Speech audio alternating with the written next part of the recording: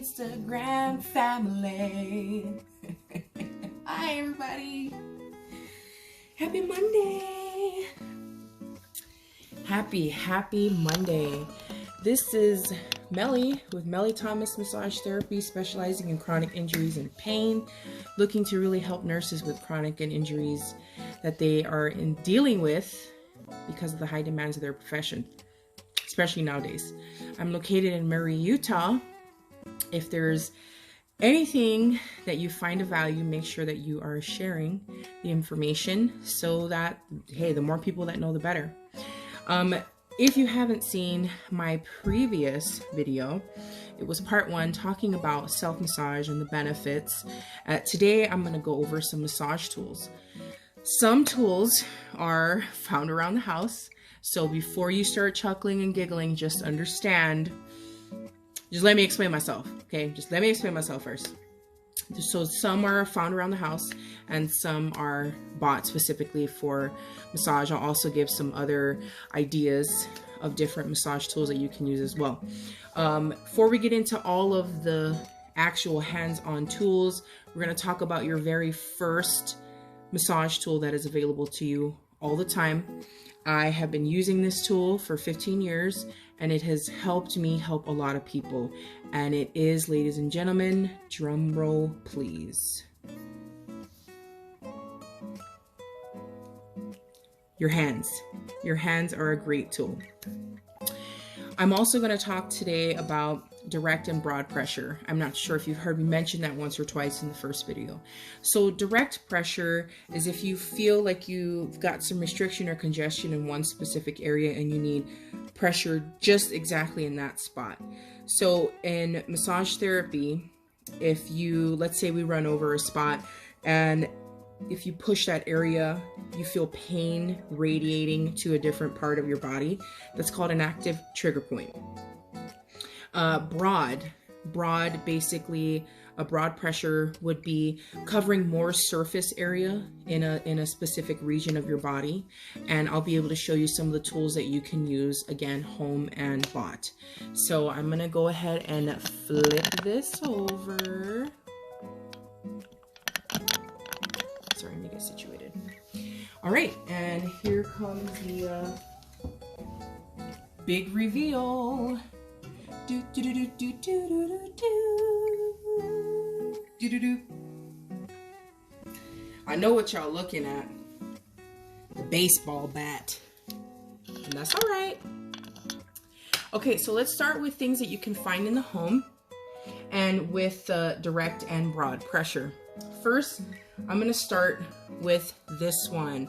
This is an old whisk, well, what used to be a whisk. I no longer use it anymore, but I keep it around as a massage tool. As you can see, it's rounded here at the end and sort of mimics a thumb. Well, my thumb anyway. And this is really great for direct pressure. You can also hold it and do more of a broad approach with the same tool. So if you have any old kitchen tools that you no longer need and they have a nice little rounded edge like this, this would be perfect for direct pressure. Another thing is a toothbrush holder. It really fits in your hand very well. You can get a good grip. And again, with the direct pressure, but just with a wider approach is perfect. You can also use this side, again, for the long strokes and the broad approach. Same thing with an empty bottle that can fit in your hand, sort of even all the way around. It's really, really good for the broad approach in places like your arm, your calf, your shins. You can even use the end to kind of work into the thumb area.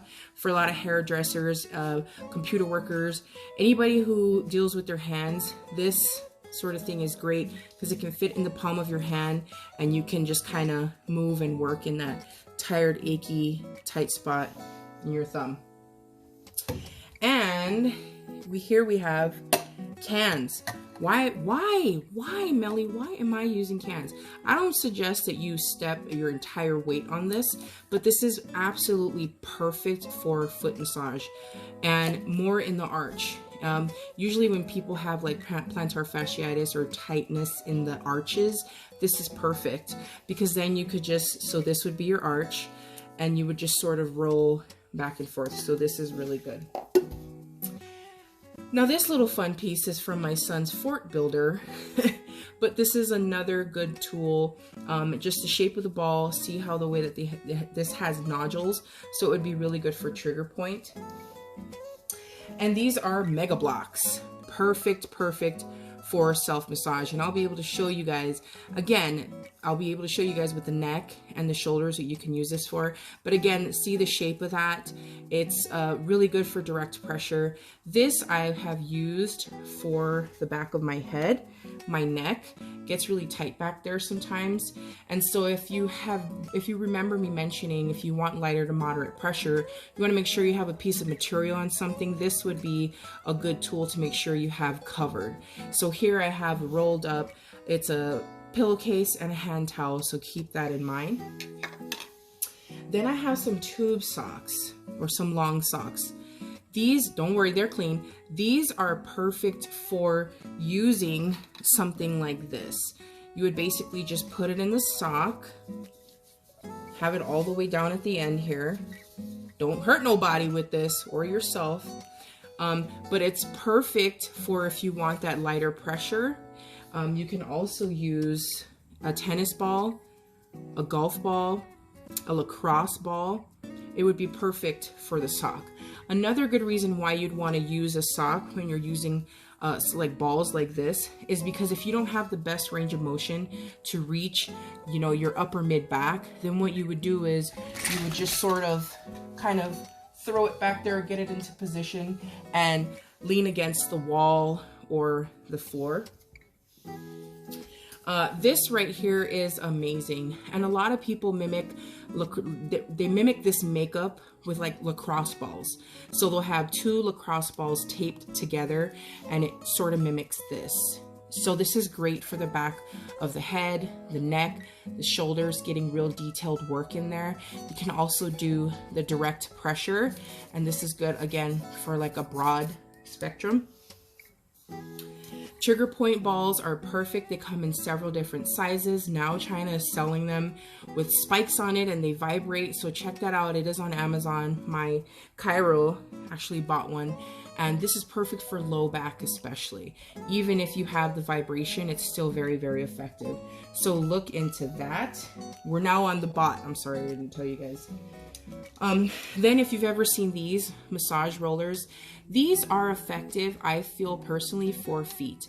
I'm not a big fan of the nodules, but for some people they love the nodules, and this is really good for creating circulation, bringing blood to the surface.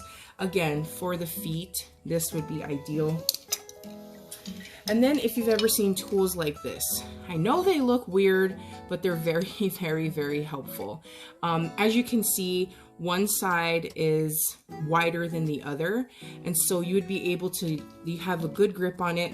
You can use a gliding technique, more of a direct pressure with just one nodule. If you don't need a bigger spot, you can use the smaller side. So if you see something like this, these are very useful. And then the bat. Why the bat? Well, it's great for security. Okay, not just that, but it's really good for flushing your quads, your hamstrings, your calves, and I will definitely show you how to use this.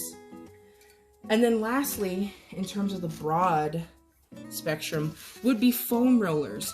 If you have these, break them out. Don't just, you know, have them collect in dust. So use your foam rollers. The darker it is, the firmer the density. I have two different types. So use your foam rollers. I tend to use the lighter pressure whenever I am feeling a little bit more inflamed, and then I use the darker pressure to really get into some chronic injuries.